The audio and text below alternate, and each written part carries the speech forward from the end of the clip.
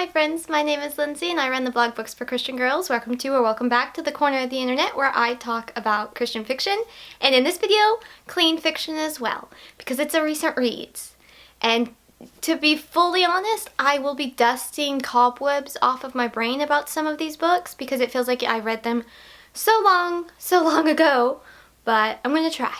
So as you can tell, my bookshelf is not in its proper order. It is still in the Christmas tree. I just haven't had a moment to put it back to normal yet, but I'm looking forward to doing that. I do think it's really cute and cheery. Now technically out of season, but I still really like how it turned out.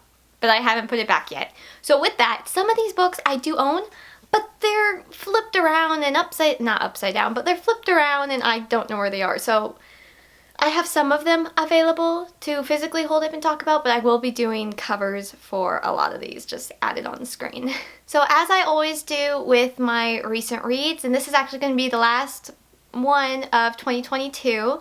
Y'all are probably seeing this in 2023 though, I'm pretty sure, based on scheduling and whatnot. I have one more day in 2022 and I probably will read at least one more book, but I'll talk about that in my next recent reads for the new year. I'm just going to wrap up 2022 here with current reads, and then I have, you know, my favorite books of 2022 and other videos for 2022's wrapping up. But for recent reads, this is the last one of 2022. And I have a lot of books to talk about, so let's go ahead and get started. As always though, I am going to have the full content reviews of all of these books linked in the description. And because I'm talking about so many today, like this is over a month's worth of books, I think. I don't know exactly, so again, dusting cobwebs off my brain about the details about them. But I'm also going to link the timestamps to each book down below. If you would like to just skip around, that's totally okay. Typically I do these in genre order and then from lowest rating to highest rating, so I can hopefully end the video on a good note. I think that's all my notes, so let's go ahead and get started. The first category is typically middle grade or preteen, and I don't have any books to talk about, so I'm switching right along into young adult and a few fantasy books within that category. The first one is Flight by Kristen Young. Okay y'all, so this was the final book in a trilogy, and the first book had good potential. I wasn't a big fan of the second one, and this one I just really wanted to be able to enjoy the series, like, you know, it redeemed the rest of the series for me. But I ended up giving it a 2 stars, and mainly I think the main problem I had for it was that, well, there was a few problems, but one problem that I remember that really sticks out to me is that we have a time skip between the second and third book and a relationship is happening, and I just felt so gypped. I felt so gypped, which is a really weird thing to say, but like, I like seeing the cute falling in love kind of like first emotions, and we weren't getting that at all with this. I did think this was a really different take though on the typical dystopian plotline with, you know, the corrupt government and everything. I wasn't a big fan of the very ending of this one though. It was super rushed in my opinion, and I wish it would have gone on a little bit more, been a little more details, more information, because it was interesting. It was just very different than the typical let's overthrow the government kind of plot line that dystopian books typically have, and I've said before how much I love that plot line. Why, I don't know. Maybe the justice. I think it's justice, actually. Yeah, that's probably it. I just like the justice. But this one, it didn't have that. It was interesting. Like, I feel like it needs another book or like a spin-off book or novella or something, but it could have been better had the book just lasted a bit longer. I really don't have too much else to say besides those details, and I was just really disappointed with the ending. Okay, this next book kind of pains me to give it this a rating, but Fortress of Snow by Melanie Dickerson, I gave it 2.5 stars, y'all. This is book 4 in the Eckhardt Tales series. This is by far my least favorite in the series so far, and it was mainly because of 2 reasons. Number one, the main guy had really such a, I hate to use the word savior complex, but it really was. Like, he was very much of the, oh, maybe I can rescue a damsel in distress and we'll fall in love. Like, he was constantly thinking that. And I really was not a fan of that aspect of his personality. And then the main girl was fine, and like overall plot-wise was fine, but his aspect of that and how much he really kind of just harped on that And then also the villain. The villain was different for this author. It was a female villain, but with that, you have her trying to tempt the main guy.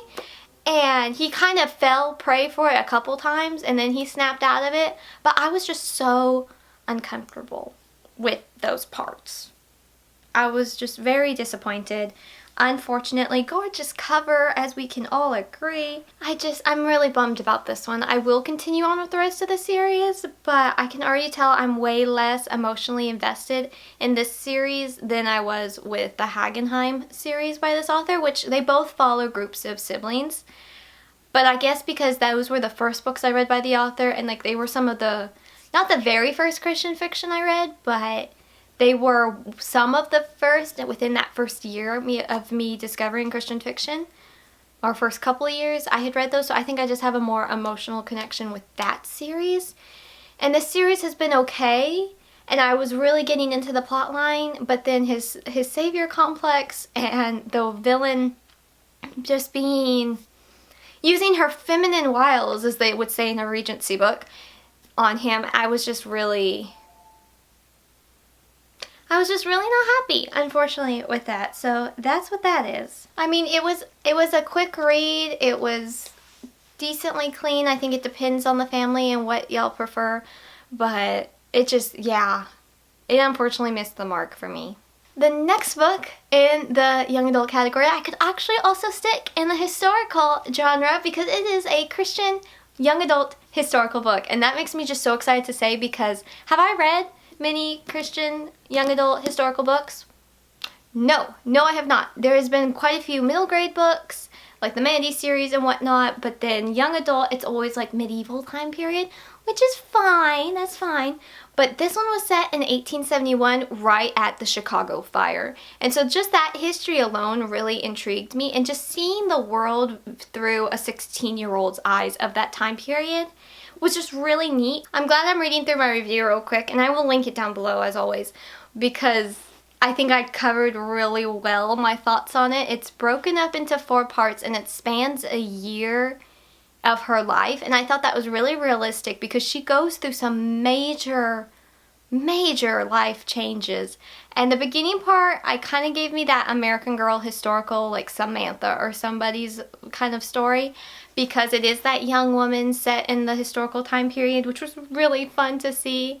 And then the last section, the last part number 4, kind of gave that Jeanette Oak kind of storyline, in the sense of Whimsy having to, I guess you could say, own up to past actions and lies. I honestly did really like Whimsy. She did stress me out just a couple times, I'm not gonna lie, especially when in regards to the love triangle, which I will talk about that love triangle in a minute.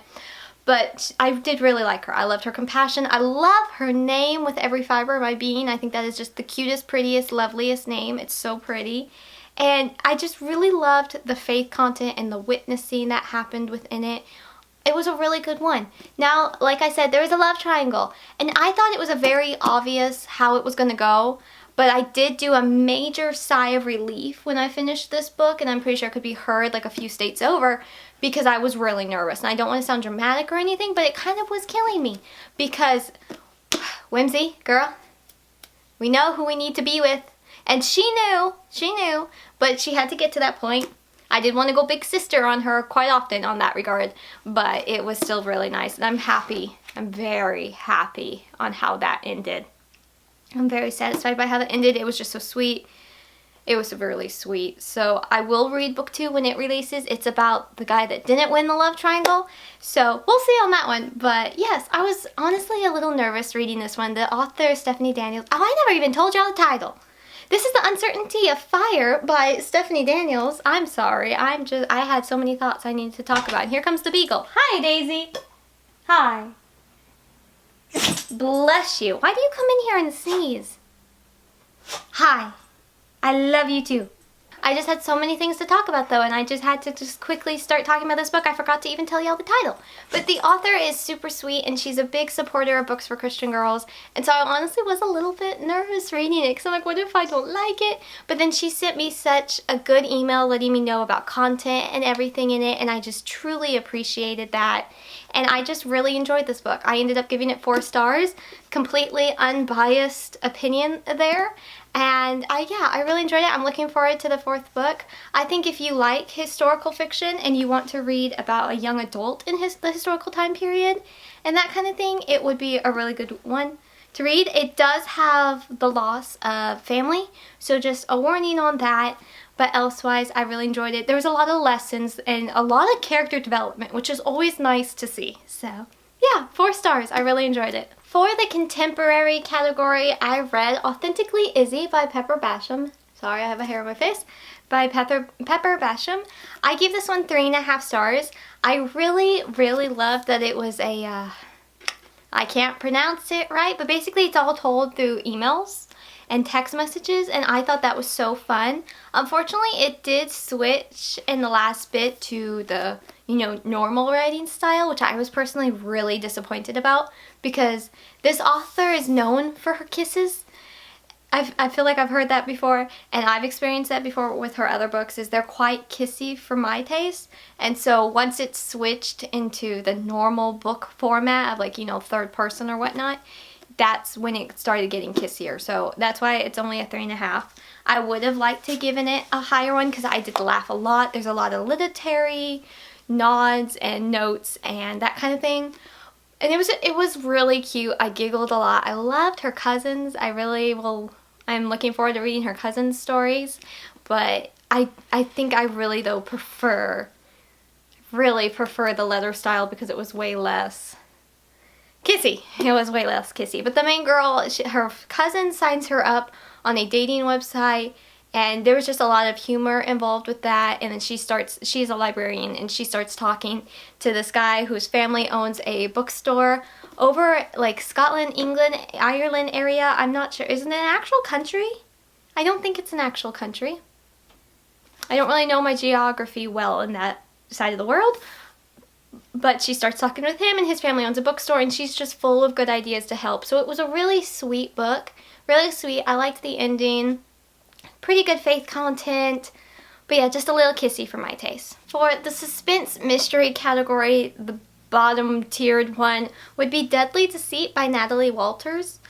I gave this one 1.5 rating. And honestly, it could have been a 3-star had it not been for some content. And one thing I noticed with the author's previous book in this series, which I talked about in another recent reads, was that the main couple are just noticing each other so much physically. And there's a lot of that instant attraction, borderlining on lust, I would call it. And I just really wasn't a fan of that. I'm never a fan of that. And it was just quite a lot. And then it does deal with like this villain is blackmailing people, and that includes a high school girl to be a companion to different men, and it involves that kind of thing. And while no true details are given, you do know that things are happening sexually, and I wasn't a fan of that part. I don't even know. I cannot even tell you what this book is about. Probably not. I just remember, I probably could if I read the back cover and kind of summarized it, but I just really wasn't a fan of how instantly attracted they were to each other and the physical noticing, and then regarding the villain's blackmail to different people. There was a lot, and it just wasn't, it didn't feel like a happy book. And I know sometimes, life's not happy and this is realistic, but I like to have that hope infused in my Christian fiction books, So yeah, this one was a miss. I plan to read the 3rd book just to say I've finished the trilogy, but I don't know. I've heard that 3rd book gets even more, like it's the most physically noticing, I think somebody said. Or was it the other way around? I don't know. So I am nervous going into that 3rd book, but I will attempt to read it. And I've heard her other series, the Snap Agency series, though, is much better. So I'm not signing off this author for me personally, but this book and the 1st book were definite misses. Okay, so the next book I own, but I'm pretty sure it's flipped around in the Christmas tree, and I don't know where it is, but I do plan to keep it. And that is Always Look Twice by Elizabeth Goddard. I talked about this one in one of my videos, and I can't think what video, but this is book 2 in the Uncommon Justice series. and I really enjoyed book 1. I think I still enjoyed book 1 more. I give this one 3.5 stars. I did enjoy the other one more just because I enjoyed the mystery more of it and different details. But this one I liked as well. It is about this main girl, and she witnessed her father's murder when she was little, and that has set her life into becoming a crime scene photographer to try to help capture bad guys. Obviously, that was her reasoning. And after a case that hits really close to home, she decides to take a break, and she's gonna go photograph nature and just, you know, in lovely Montana, Wyoming, one of those states, and just relax, have a nice time, capture the moose, see the bears, you know, that kind of thing. Well, that doesn't really work out because when she's trying to do nature photography, she witnesses a murder and takes pictures of it. So obviously the killer sees her and is going to go after her. So there it is. Like I've said before, yes, I have definitely read the plot line of a photographer witnessing a murder, but I still really like that. As a photographer myself, that would be the worst, to say the least, but I still really like reading that plotline. You know why? Maybe to think what I would do in that situation, besides cry a lot. But the main guy in this one, I was really excited to read about him because in the first book, they're brothers. This trilogy is connecting through brothers, and the oldest brother is the main lead in this one, and he really impressed me in the first book. I was super intrigued to know more of his story. But what I thought was really interesting is the main guy, what was his name? Cade? Was his name Cade? What was his name? Austin, sorry. I think the other brother was something like that. Oh no, Austin was the first one. Who was this one? Heath. This is, where did Cade come from? I have no idea who's Cade. But Heath in this one, it was really interesting because it was his youngest brother in the first book, and he really, really looked up to him. That was like his protector growing up from different things and people. And so like you have that respect and kind of almost, not reverence, but kind of like just that, I don't know, that kind of vibe from him towards his older brother. But the main guy in this book is that brother, and he definitely doesn't feel that for himself. So it almost was like reading a different character in a way, because as I said in my video where I talked about the first book, I had to pause and make sure I owned book 2 once he was introduced, because I was so intrigued by his story and his character. And I did, and I was very thankful, and I read it quickly. So it was just really interesting though, because it kind of felt like a different guy, but at the same time it also didn't, which was good. But I just thought it was interesting that the perspective changed based on the younger brother that looks up to him via how he views himself was so different. That was really interesting. I don't know, it was just something I noted. It's probably an odd thing to note, but I don't know, I really liked that. I thought that was really well done, I suppose. I think my main negative personally would be that both the main couple in this, they thought of themselves as too broken to love anyone. And I see that often in books and in real life some days. So it's just, I'm not a fan of that. I just want to go, the Lord loves you! Get it together! You know? But I can't do that with fictional people. It's not really society appropriate to do it to real people either. But, I mean, I do wish there had been more faith content. But overall, I did enjoy it. I gave it 3.5, and I plan to read the 3rd book very soon. And then the book I finished last night, so the details are fresh in my brain. Somewhat. That is Critical Threat by Lynette Eason. This is releasing on January 3rd, so it's probably already released by the time this video is out, but this is book 3 in the Extreme Measures series. Book 1 I wasn't a big fan of in this series. I gave it, I think, 2 stars. There was just different reasons. But book 2 I really, really enjoyed. That was Crossfire. Y'all saw me just fangirl about that in that other recent reads. I really, really enjoyed that one, and the faith content, the main girl was just the coolest ever. And in this one, this is following one of their friends, and book 4 will also be about their friends. It's a group of 4 girls that met at a certain place, and their lives were changed by the place. I'm trying to be vague. And, I mean, it's an easy thing to say, but I want to be vague because I don't want to, like, you know, take away any surprises, right? So the main girl in this one, Grace, though, she is an FBI behavior analysis. So, like, I think that's what they used to call profilers. And it was just, that part was so fascinating because she was constantly having to not really put herself in the serial killer's shoes, but like try to figure out what's making his mind, what's the connection, how is all of this working out. And I just thought that was so fascinating. I'm pretty sure I've mentioned it before in other videos, particularly when I talk about suspense books, is that my minor, my unofficial minor, was in criminal justice, and I loved my criminal psychology courses. Like, those were so fascinating. So that plot line in this one just really intrigued me a lot. This one though, I just really liked it. I believe I'm gonna give it a 4 stars. It might go to 3.5 because of some, you know, serial killer content that was a little, you know, but currently I'm giving it a 4 as of filming this. I'll put the official rating here. There we go. So with that, it is about serial killers, y'all. So the main guy is the son of a serial killer, and he was the one that reported his father to the FBI. And so it's got a lot of that kind of content. So if that is not your thing, then I would probably avoid this one with like a 10-foot pole, stick, whatever the phrase is. I wouldn't touch that with a 10-foot pole, stick. I don't remember which one. They both sound fine, I guess. I don't know what the phrase is. Anyway, I really personally did enjoy certain aspects of that because it was interesting to see the psychology aspect of it, because the main girl is the FBI behavior analysis and psychiatrist, and then the main guy is a prison psychologist. I can't talk fast anymore, that's fine. But it was just really interesting. Again though, it has the serial killer content and that kind of thing, so just heads up on that. Heads up on that. There is also like mentions of affairs and, you know, the victims and how the murders happened and that kind of thing. So definitely, yeah, if you're not a fan of that, I would avoid this one. I would definitely avoid this one if you're not a fan of those aspects. And I can't say I'm a fan of it because that sounds weird to say, you know. But I found it interesting to learn about. Does that make me not sound like I'm crazy? I don't know.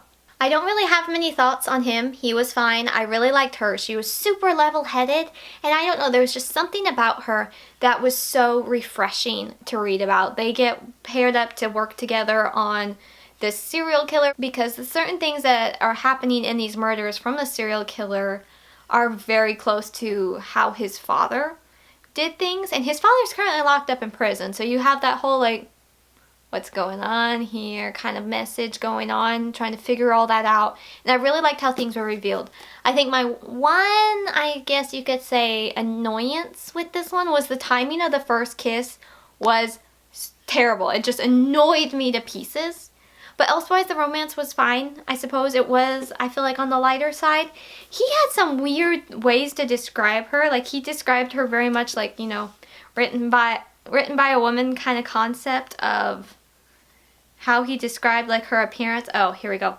She walked away and he couldn't help but watch and wonder. Her dark hair held a slight wave like she gathered it into a loose ponytail earlier, fastened at the nape of her neck. Her flawless light brown skin glowed with health, and her brown eyes hinted at mystery, tinged with humor and fun beneath the serious interior. In other words, she was attractive with a smile that got under his skin. I know no guy that would describe a girl like that. I don't care how much in love he is. I've never met a guy that would describe it in that way. So like that, little parts like that did feel a little like much, and I guess you could call that cheesy. I would call that cheesy actually. But elsewise, they were cute together. I thought they worked well together. Just the timing of the first kiss was so annoying. I really didn't like the time of how the first kiss happened, where the first kiss happened. I've ranted about that kind of concept before, but elsewise, I liked the faith content. I really loved how they had, the main girl and his daughter had a conversation about serial killers and can God forgive them and why are they the way they are, and just that it all goes back to good versus evil since the fall and that people have choices. And I thought that was a really interesting thought process and perspective. I did definitely still enjoy the second book more, but this book I liked it more than I honestly was expecting, so yay. Okay, my last book in the mystery suspense category, and this one is more of a cozy mystery, and it has to do with the amnesia plot, and that is Lost for Words by Kristen Eckhardt. Eckhardt? I'm not sure how to pronounce the author's last name, but I really enjoyed this one. I ended up giving it 4 stars, and it is all about again, this is the Marys of the Bookshop. That's so not. There's multiple Marys in a bookshop. No, that's not right. It is the Secrets of Mary's Bookshop Mystery Series, book number 18, and you can read them out of order. I just prefer to read them in order and within the season they're set in, particularly, is what I like to do. Mary is the main star of the series, and she runs a bookshop in this small town, and that's kind of like, she always gets involved in a mystery, right? You know, so like if you like the Hallmark mysteries but you don't really want to have murder content, the Guidepost series are always pretty good for that. The Secrets of Mary's Bookshop would probably be my second favorite. My first favorite was the Blue Hill Library Mysteries, or The Secrets of the Blue Hill Library. I can't remember the official title, but I've read that whole series and I really liked it. And I'm almost done with this series, and they've been overall really enjoyable.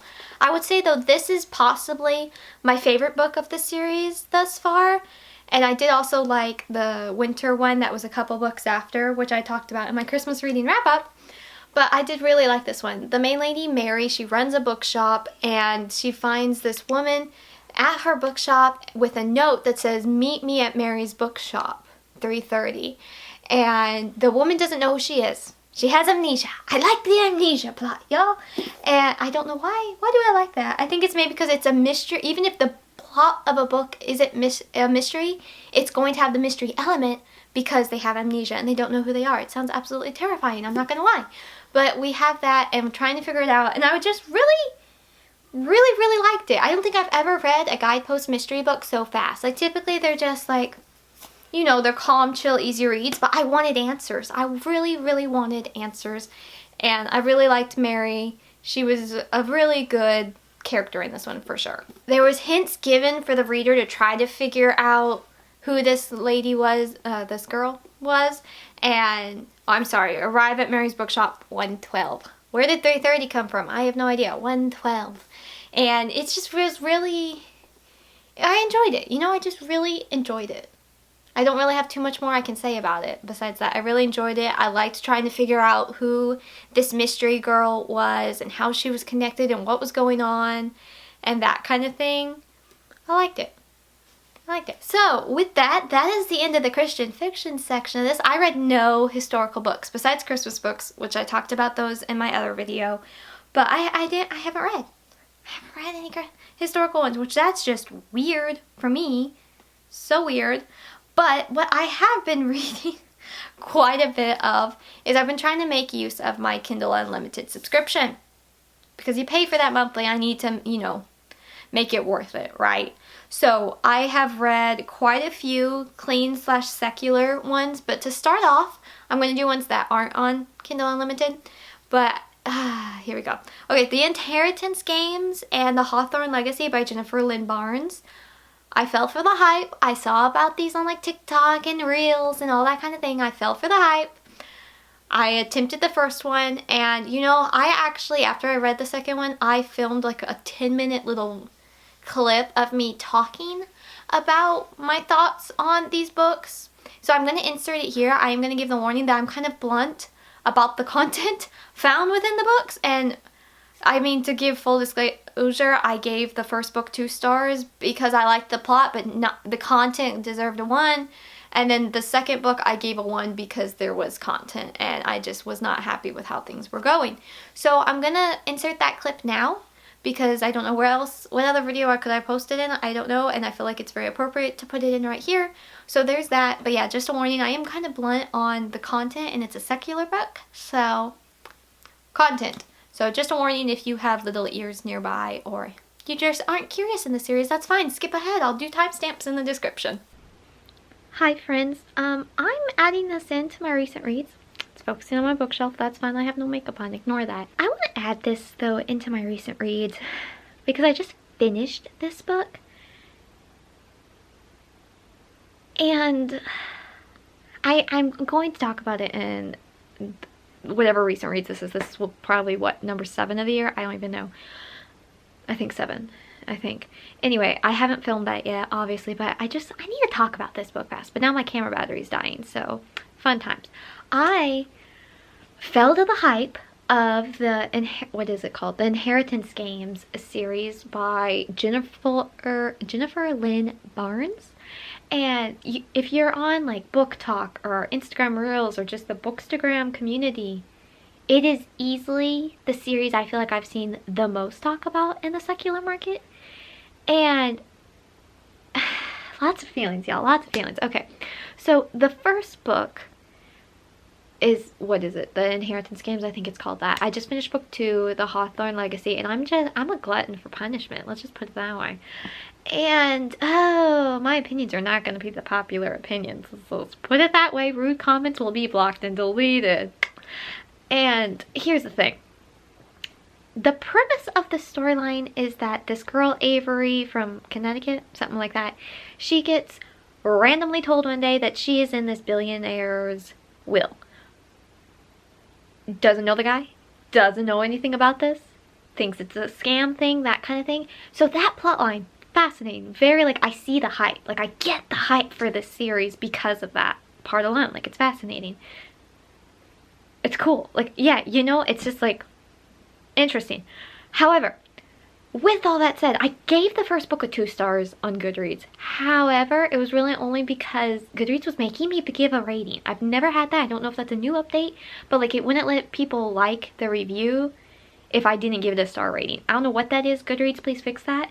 I don't care about people liking the review, but it does help others know about content because I did rough content listed for those. And like, plot-wise, interesting in that first book. Ending disappointing, to say the least. It was very lackluster compared to the rest of the book, in my opinion.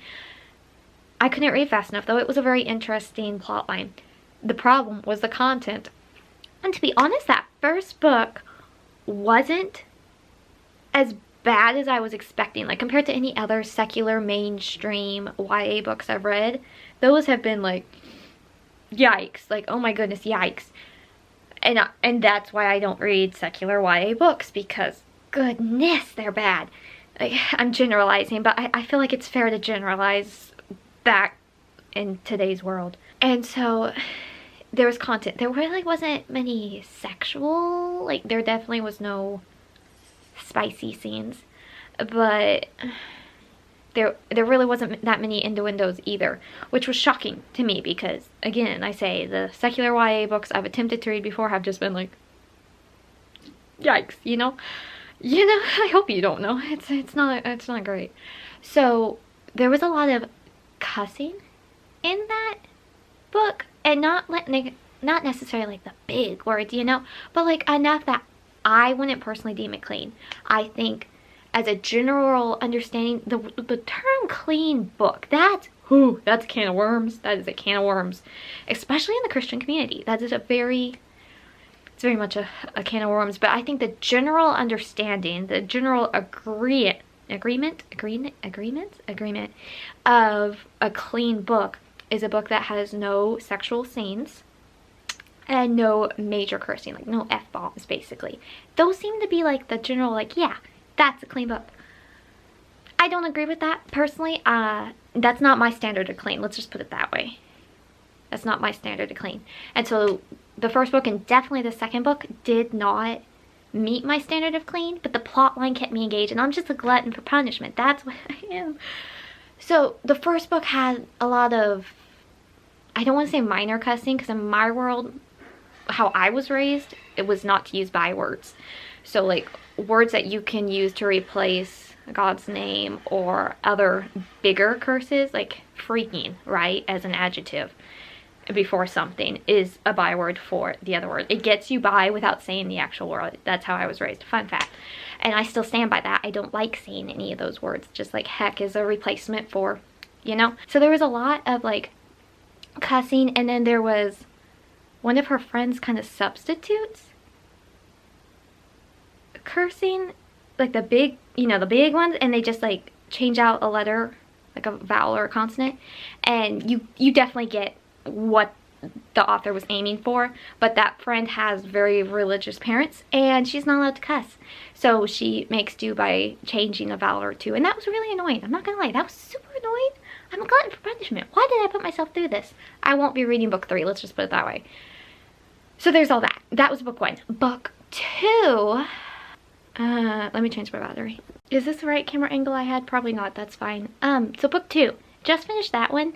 And all I have to say, this family's a mess. Like, you kind of really realize that at the end of the first book, that this family that Avery has kind of like, and I guess you could say inherited, even though she didn't know the billionaire grandfather guy. Even though she really didn't know the grandfather billionaire guy, I guess we could say it was an inheritance. So like, she's inherited this Hawthorne. How is it that you can read a name like 28,000 times in a book and I still can't remember it at the end of the book? I don't know. My memory. And okay, so she kind of inherits all the money, right? And so like, there's the 4 grandsons, and of course we're gonna have a love triangle. I'll come back to that. And then you've got like the 2 daughters of this man, and just, you know, a lot of family drama and secrets and lies. And you kind of realize it at the end of the first book, at least I did, how depressing this family is. Like, they're a mess. They're just a mess. Oh my goodness, they are a mess. And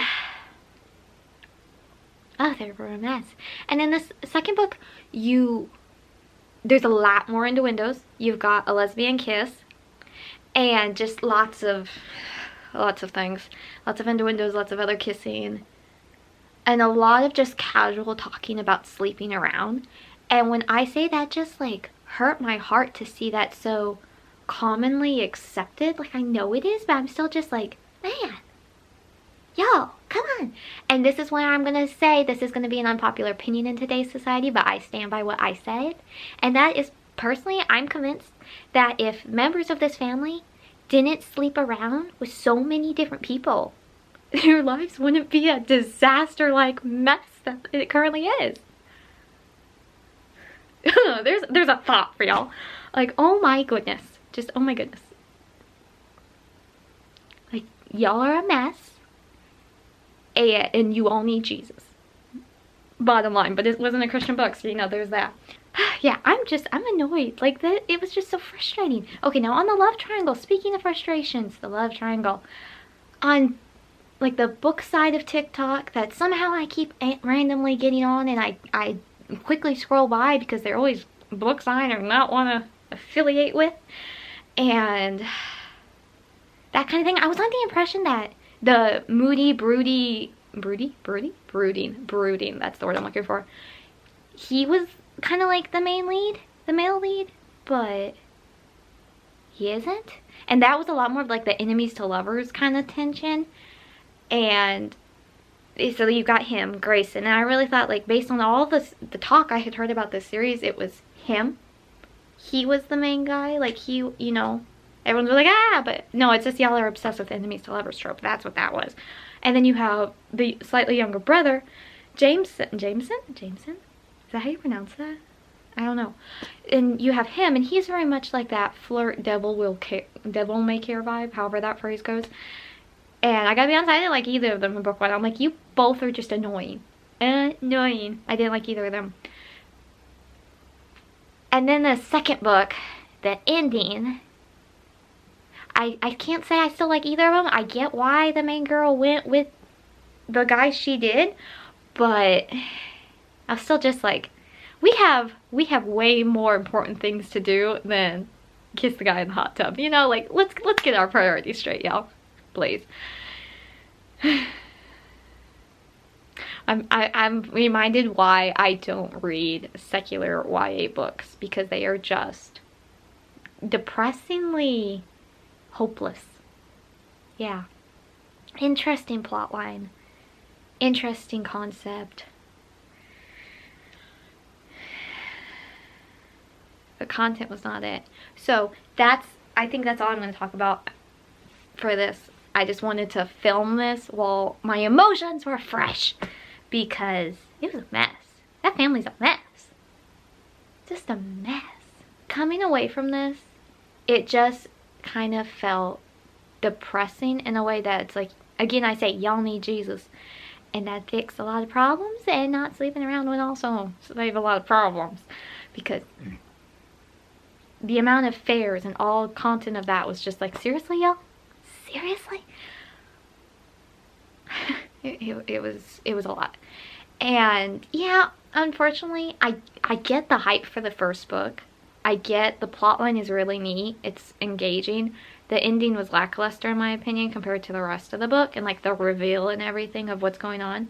And then it ends on a cliffhanger, so I had to read book 2. Glutton for punishment that I am. But yeah, I won't be reading book 3.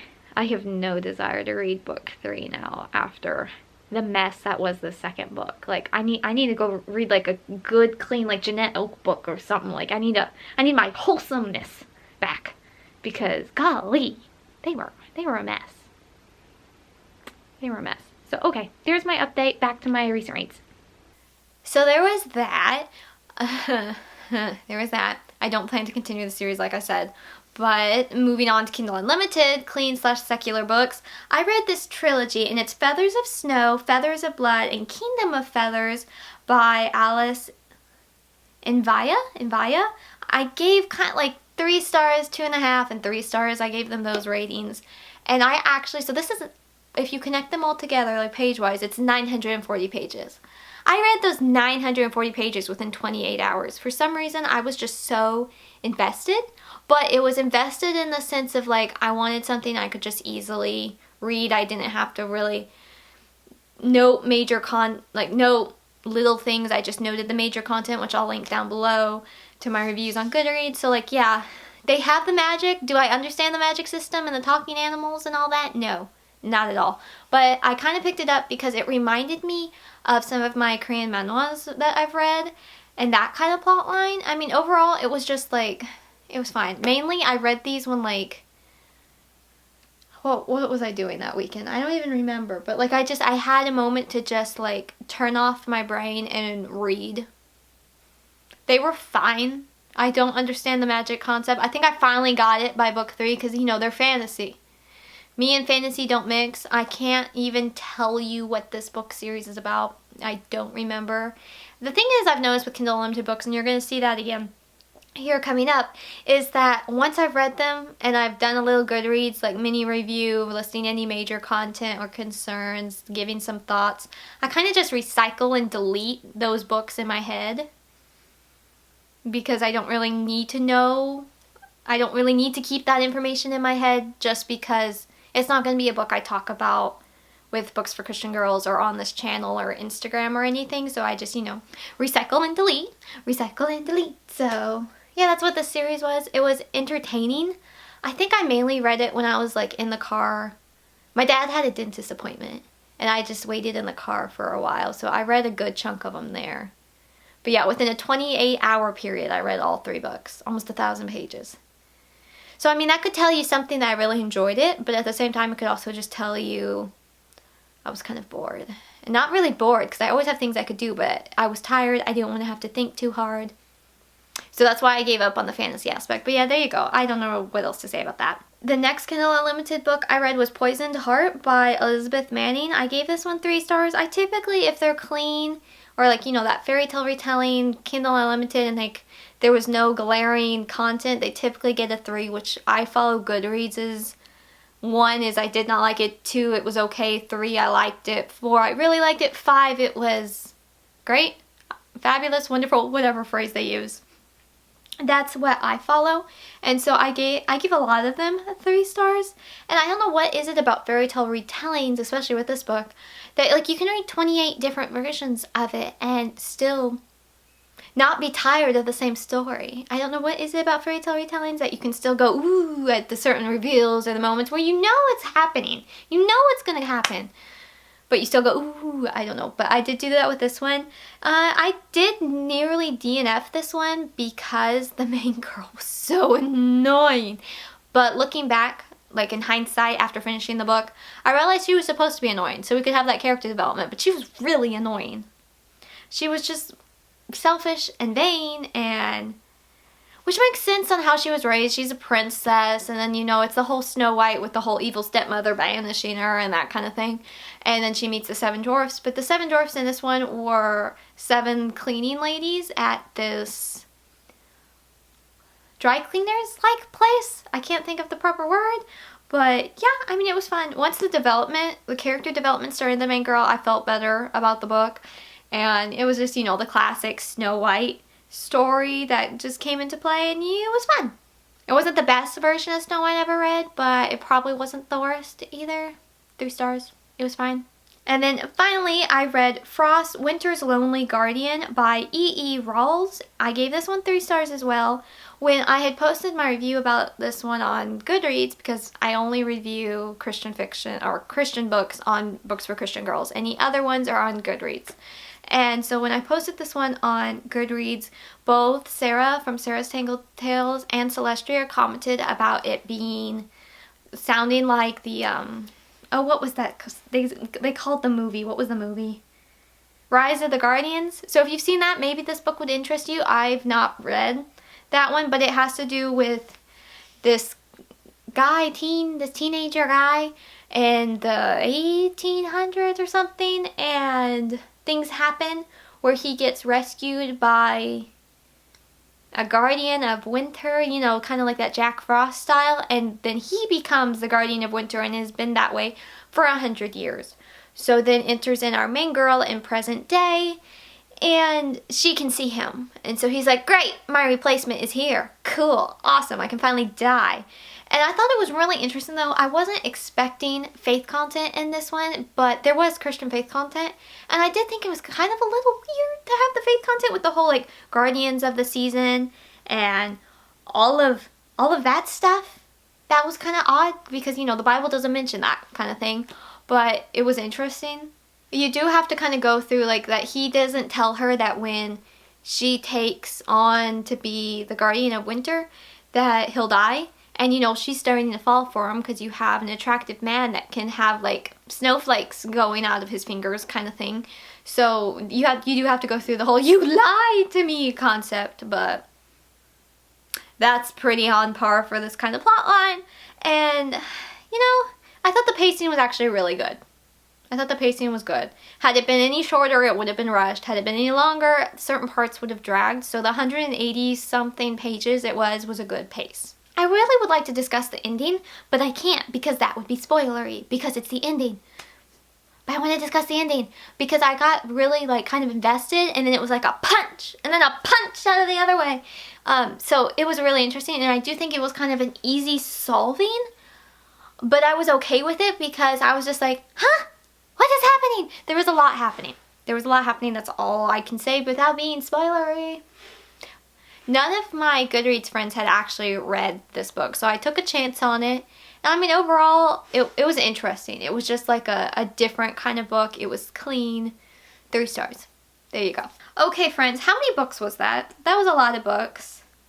It felt like a lot of books. I feel like I've been talking for hours, so hopefully this video isn't an hour. Okay, y'all, 15 books later, this video is done. I'm tired. I need a nap now. But that is wrapping up my 2022 recent reads. I'll still have my other videos for like my favorite books or the best books, whichever, and kind of goals for 2023. I still have to film all those, but those will eventually be coming. I'm so behind schedule on things, but it's fine. It's fine. It's fine. But yeah, that's really it for this video. I know I've talked y'all's ear off enough, but I would love to know if you've read any of these. Do you want to read any of these now? Which one sounded the most intriguing, maybe? All that kind of things. I love chatting with y'all in the comments and discussing the books and other books. So I will just see y'all next time. I hope you have a lovely rest of your day. My name is Lindsey and I run the blog Books for Christian Girls, where in 2023 there is a new review every Monday and Friday. I try to post a new video on this channel every other Friday. And then for real updated, up-to-date reading information, I am on Instagram pretty often and Goodreads as well, and I'd love to see y'all over there. So have an absolutely lovely rest of your day, and I will see y'all next time. Bye!